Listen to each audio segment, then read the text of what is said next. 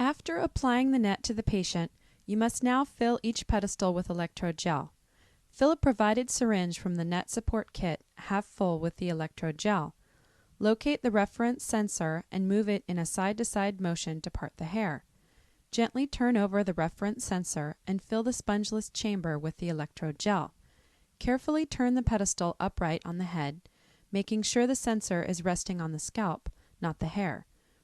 Repeat these steps with the common sensor, then with all of the sensors in numerical order, refilling the syringe when needed. Head wrapping is done to improve the quality of long-term EEG monitoring and recording. Head wrapping is especially useful for maintaining sensor contact while the patient is sleeping or wearing the net in a recumbent position. For head wrapping, use 3 1-inch rolls of stretch gauze. Stretch gauze will work better than regular gauze at holding the net in place. Use half-inch tape that is easily tearable. Prior to application, make a couple pieces of tape for use during the wrap.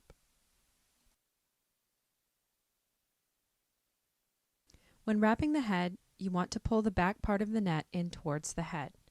You also want to make sure the reference and the common are held in place throughout the recording. Start at the base of the head. Come up across the forehead, making sure to keep eyes free from the gauze, and then continue wrapping across the back. After the first good solid wrap, focus on covering the electrodes to make sure they don't catch on anything. Place tape over the end, remembering that the fold makes it easy to pull off.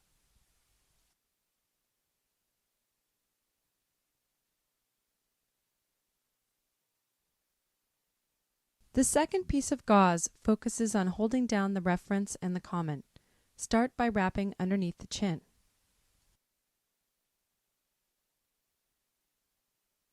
On some patients, the cord locks get underneath the gauze, which may be uncomfortable. One trick is to avoid this by twisting the gauze roll and avoid the cord locks, but still be able to come up to a wide piece at the top. Make sure the patient can still open his or her mouth and breathe. The first wrap made sure to go across the vertex. For the second and other wraps, make sure to go across the common, covering the last remaining portion so it doesn't catch on anything, and then tape the end piece down. Depending on the size of the head, this may be enough with 2 pieces of gauze.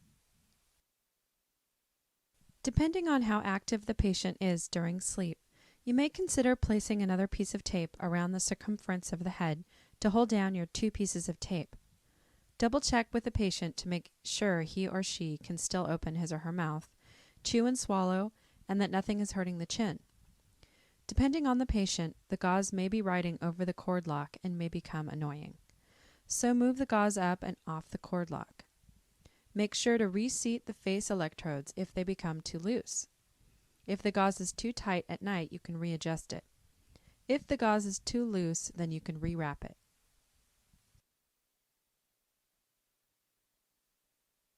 To remove the gauze, start with the main straps over the top of the head. Untape the last piece done and start to unwrap. Repeat with the other piece of gauze. With long-term monitoring, you may see deep red impressions left on the skin after net removal. These marks may last several hours or even days. It is important to practice informed consent with the patient before long-term monitoring to address the risks of skin irritation or skin damage.